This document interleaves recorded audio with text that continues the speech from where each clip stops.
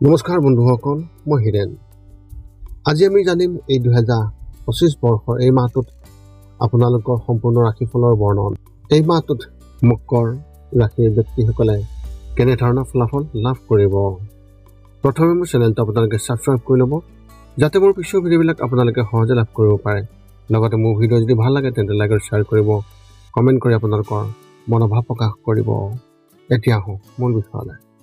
আজি আমি জানিম এই 2025 বৰ্ষৰ এই মাহটোত সম্পূৰ্ণ ৰাশিফলৰ বৰ্ণন। আমাৰ সকলোৰে মনত এটা কৌতূহল আছে যে আগন্তুক মাহটো আমাৰ বাবে কেনেকুৱা হ'ব। বহু ধৰণৰ প্ৰশ্ন আমাৰ মনত উদয় হয়, যেনে ব্যৱসায় বা চাকৰিৰ ক্ষেত্ৰত অগ্ৰগতি হ'বনে নহয়, বা কিবা নতুন প্ৰত্যাহ্বানৰ সন্মুখীন হ'বলগীয়া হ'ব নেকি। এনেধৰণৰ বহুতো প্ৰশ্ন। সেয়েহে আপোনালোকক এই ভিডিঅ'টোৰ জৰিয়তে ৰাশি আৰু ৰাশিফলৰ ওপৰত ভিত্তি কৰি ৰাশিফলৰ ওপৰত বিভিন্ন গ্ৰহ আৰু নক্ষত্ৰমণ্ডলৰ প্ৰভাৱ আৰু গতিবিধিৰ বিষয়ে অধ্যয়ন কৰিছোঁ। এই কথা মনত ৰাখি আমি আপোনালোকক এই 2025 বৰ্ষৰ এই মাহটোত ৰাশিফলৰ মতে সঠিক মূল্যায়ন কৰিছোঁ, যাতে আপোনালোকে সেই অনুসৰি প্ৰস্তুতি চলাব পাৰে। আপোনালোকে এই ভিডিঅ'ত আপোনালোকৰ পৰিয়াল, আৰ্থিক, কেৰিয়াৰ, শিক্ষা, প্ৰেম আৰু স্বাস্থ্যৰ লগতে আৰু বিভিন্ন তথ্য আপোনালোকে এই ভিডিঅ'ত লাভ কৰিব। ইয়াৰ দ্বাৰা আপুনি জানিব পাৰিব যে আপোনাৰ ৰাশিফলৰ অনুসৰি কি কি প্ৰস্তুতি চলাব লাগিব। গতিকে আপোনাৰ ৰাশিফল অনুসৰি প্ৰস্তুতি চলাওক। অৱশ্যে আপোনালোকক এইটো জনা উচিত যে এই ভিডিঅ'টোত দিয়া যি তথ্য, এই তথ্য কোনো ব্যক্তি হিচাপে নহয়, ৰাশিফলৰ ওপৰত হোৱা যি প্ৰভাৱ, সেই প্ৰভাৱৰ বিবেচনা অনুসৰিহে এই ভিডিঅ'ত উল্লেখ কৰা হৈছে এই সকলোবোৰ তথ্য। গতিকে এনেদৰে আপুনি আপোনাৰ জীৱনত ঘটিব পৰা সকলো কথাৰ তথ্য লাভ কৰক। গতিকে কোনো পলম নকৰাকৈ এতিয়া আমি এই 2025 বৰ্ষৰ এই মাহটোত যি ৰাশিফলৰ বৰ্ণন, সেই ৰাশিফলৰ বৰ্ণন আপোনালোকক আগবঢ়াবলৈ আগবাঢ়িছোঁ। সৰ্বপ্ৰথম পাৰিবাৰিক জীৱনৰ ক্ষেত্ৰত এনেধৰণৰ। আপোনাৰ পৰিয়ালৰ কোনো সদস্যই যিকোনো কথা কোৱাত সেই কথা এটাই আপোনাক আঘাত দিব পাৰে আৰু তেওঁলোকৰ প্ৰতি আপোনাৰ হৃদয়ত শত্ৰুতা আশ্ৰয় দিব পাৰে। যদি ধৈৰ্য বজাই ৰখা নহয় তেন্তে এই বিষয়টো অতি ডাঙৰ হৈ পৰিব আৰু সংঘাতৰ পৰিস্থিতিৰ সৃষ্টি হ'ব পাৰে। বয়োজ্যেষ্ঠসকলে আপোনাৰ পৰা কিবা এটা আশা কৰিব। চুবুৰীয়াৰ সৈতে সম্পৰ্ক আন্তৰিক হৈ পৰিব আৰু তেওঁলোকৰ সৈতে একেলগে নতুন কিবা এটা কৰিবলৈ চেষ্টা কৰা হ'ব। আপোনাৰ পৰিয়ালৰ এক ইতিবাচক ভাৱমূৰ্তি সমাজত সৃষ্টি হ'ব। মাতৃৰ স্বাস্থ্যৰ যত্ন লওক আৰু বাহিৰৰ খাদ্য খাবলৈ নিদিব। ব্যৱসায় আৰু চাকৰিৰ ক্ষেত্ৰত এনেধৰণৰ। ব্যৱসায়ীসকলৰ বহু কাম থাকিব, যাৰ বাবে তেওঁলোকে ভাগৰুৱা অনুভৱ কৰিব। এওঁলোকৰ প্ৰকৃতিত খিংখিঙীয়াটাও হ'ব পাৰে। সকলোৰে লগত সমন্বয় স্থাপন কৰিবলৈ চেষ্টা কৰা দেখা যাব, কিন্তু সফল নহ'ব। কিছুমান কথাক লৈ এওঁলোকৰ মনটো সন্দেহৰ সৃষ্টি হ'ব, যাৰ বাবে মানসিক চাপৰ সম্ভাৱনা অত্যন্ত থাকিব।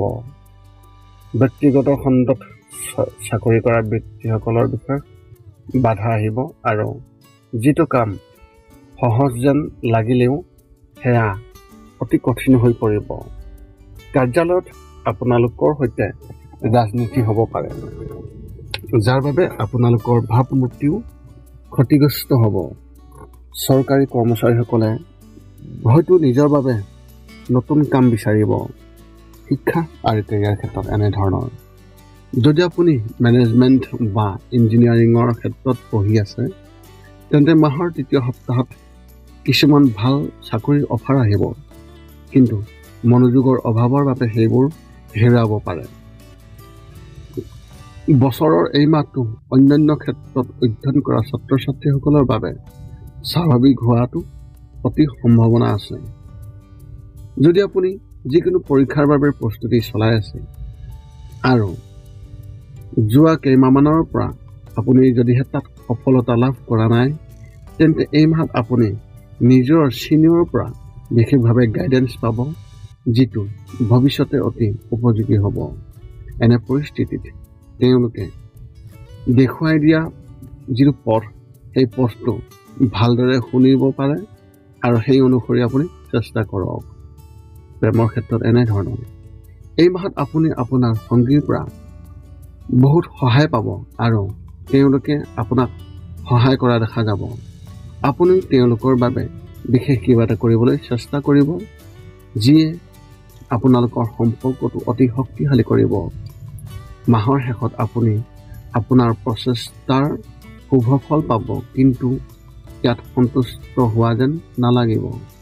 যদি আপুনি বিবাহৰ সম্পৰ্ক বিচাৰি আছে আৰু ভাল সম্পৰ্ক বিচাৰি নাপায়, তেন্তে এই মাহত আপোনাৰ সৈতে সম্পৰ্কৰ বাবে কোনো অচিনাকি ব্যক্তিয়ে যোগাযোগ কৰিব। যদিও ইয়াক প্ৰলোভনজনক যেন লাগিব পাৰে, তথাপিও নিশ্চিত হওক যে আপুনি ইয়াৰ ওপৰত ভালদৰে গৱেষণা কৰিব। স্বাস্থ্যৰ ক্ষেত্ৰত এনেধৰণৰ এই মাহটো স্বাস্থ্যৰ দৃষ্টিকোণৰ পৰা খুবেই ভাল হ'ব আৰু কোনো ধৰণৰ সমস্যা নাথাকিব। যদি আপুনি কিছুদিনৰ পৰা কোনো ৰোগত ভুগি আছে, তেন্তে এই মাহটো ইয়াৰ পৰা সকাহ পাব। এই মাহতে ইয়াৰ পৰা আপুনি সকাহ পাব। কিন্তু BP ৰোগত আক্ৰান্ত ৰোগীসকলে খাদ্যৰ যত্ন লোৱাটো অত্যন্ত প্ৰয়োজন। লগতে আপুনি খাদ্য খাওঁতে বহুতো বিচাৰ কৰিহে আপুনি খাদ্য গ্ৰহণ কৰিব। আপুনি যিকোনো বস্তু খাদ্য খোৱাৰ পৰা আপুনি বিৰত থাকিব। নতুন নতুন ধাৰণা আপোনাৰ মনত প্ৰৱেশ কৰিব আৰু আপুনি আগৰ তুলনাত অধিক সতেজ হ'ব আৰু শক্তিশালী অনুভৱ কৰিব। আপোনাৰ মনটো কিবা এটা কথাত সুখী হ'ব আৰু নতুন কিবা এটা কৰাৰ ধাৰণাটো আপোনাৰ মনলৈ আহিব। আপোনাৰ ওচৰৰ কোনোবা এজনৰ জৰিয়তে আপুনি সুখ পাব। আপোনাৰ শুভ সংখ্যা হিচাপে আপোনাৰ এই মাহত 9 আৰু শুভ ৰং হিচাপে আপুনি এই মাহত বগা ৰং ব্যৱহাৰ কৰিব পাৰে। মকৰ ৰাশি ব্যক্তিসকলৰ বাবে এক বিশেষ তথ্য, যদি আপুনি 7 ঘণ্টাতকৈ কম সময় শুই থাকে, তেন্তে তাতকৈ অলপ বেছি সময় শোৱাৰ অভ্যাস কৰিব লাগিব। ইয়াৰ দ্বাৰা আপোনাৰ স্বাস্থ্য ভালে থকাই নহয়, আপোনাৰ কাম কৰাৰ সময়তো ভাগৰুৱা অনুভৱ নহ'ব। এতিয়া আপুনি সকলো তথ্য লাভ কৰাৰ পিছত এই 5টা কাম কৰিবলৈ আপুনি যিমান পাৰে চেষ্টা কৰক। সৰ্বপ্ৰথমটো হৈছে আপুনি আপোনাৰ শৰীৰটো সুস্থ কৰি ৰাখিবলৈ দৈনিক যোগাসন কৰক, য'ত মূলতঃ 10 মিনিটৰ বাবে ওমকাৰ মন্ত্ৰ, 10 মিনিটৰ বাবে কপালভাতি আৰু 10 মিনিটৰ বাবে অনুলোম বিলোম। ইয়াৰ লগে লগে আপোনাৰ শাৰীৰিক আৰু মানসিক স্বাস্থ্য একেবাৰে নিখুঁত হৈ থাকিব। 2 নম্বৰটো হৈছে ৰাতি শোৱাৰ আগতে নিস্তব্ধ আৰু নিৰ্জন ঠাইত 10 পৰা 20 মিনিট ধ্যান কৰিব লাগে। ইয়াৰ দ্বাৰা 2টা উপকাৰ পোৱা যায়। এটা হ'ল আপুনি ভাল টোপনি পাব আৰু দ্বিতীয়টো হৈছে পিছদিনা আপুনি সতেজ অনুভৱ কৰিব। ধ্যান কৰি থাকোঁতে মধ্যমীয়া শব্দৰ শান্ত সংগীতো আপুনি শুনিব পাৰে। 3 নম্বৰটো হৈছে প্ৰতি মংগলবাৰে পুৱা নিশ্চয় হনুমান চালিচা পাঠ কৰক আৰু হনুমান মন্দিৰ দৰ্শন কৰক, নতুবা আপুনি বিষ্ণু মন্দিৰ দৰ্শন কৰক। ইয়াৰ দ্বাৰা আপোনাৰ আৰু আপোনাৰ পৰিয়ালৰ যিকোনো সদস্যৰ সংকট দূৰ হ'ব আৰু সদায় সুখ আৰু শান্তি থাকিব। 4 নম্বৰটো হৈছে ঘৰৰ বাহিৰত গৰু আৰু কুকুৰক প্ৰতিদিনে আপুনি পাৰিলে খাদ্য খুৱাব লাগে। খাদ্য খোৱাওক আৰু যদি পাৰে চৰাই চিৰিকটি আদিকো খাদ্য আৰু পানীৰ যোগান ধৰক। এই পৃথিৱীখন যিমান আমাৰ সিমানেই সিহঁতৰো। নিতৌ ইহঁতক খুৱাই আমি তেওঁলোকৰ পৰা এক আশীৰ্বাদ লাভ কৰিব পাৰোঁ আৰু আমাৰ ওপৰত থকা গ্ৰহবোৰৰ কুপ্ৰভাৱ দূৰ হ'ব।